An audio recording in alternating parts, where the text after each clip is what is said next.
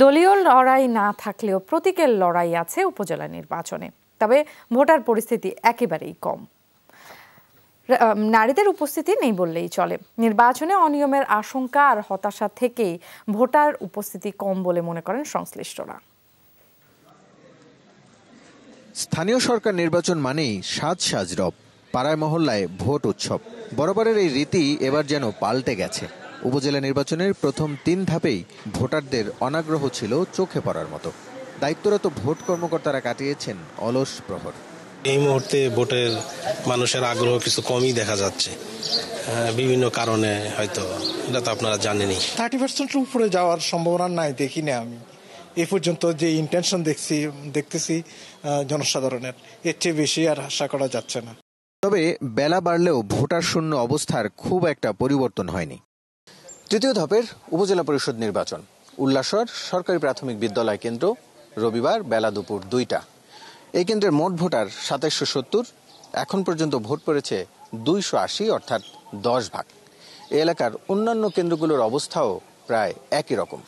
একই দলের 2 জন প্রার্থীর মধ্যে হাড্ডাহাড্ডি লড়াই হচ্ছে, তারপরও এ এলাকার সাধারণ ভোটারদের মধ্যে ভোট নিয়ে আগ্রহ নেই। চাঁদপুর শাহরাস্ত্রীর মোকাররম হোসেন, বয়সের গণ্ডি 60 পার হয়েছে। ভোট দেখেছেন বাংলাদেশ সৃষ্টির শুরু থেকেই।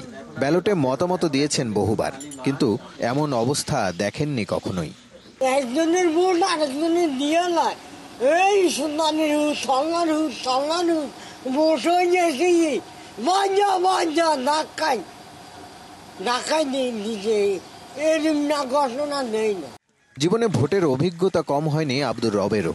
সেই অভিজ্ঞতাই কাল হয়েছে তার। হিংসাত্মক রাজনীতি, ভোট কেন্দ্রে মারামারির আতঙ্কে ভীত তিনি। মানুষের মনে একটা আনন্দ ছিল, একজন পাস করবে, কিন্তু আমরা মনে ইচ্ছা মতো ভোট দিব, কিন্তু এরকম সৃষ্টি ছিল না ওই সময়। হ্যাঁ, ইচ্ছা মতো ভোট নিয়ে যারা ইচ্ছা ভোট দিয়েছে যেখানে, এখানে দিতে পারে নাই, বলছে আমাদের ইচ্ছা মতো ভোট দিতে। এই জন্য মানুষ একটু মনের মধ্যে ব্যথা আর কি। ভোটার উপস্থিতিতে সবচেয়ে পিছিয়ে নারীরা। বাসাবাড়ির ব্যস্ততার ফাঁকে নাগরিক অধিকার আদায়ে তাদের নজির কম নেই।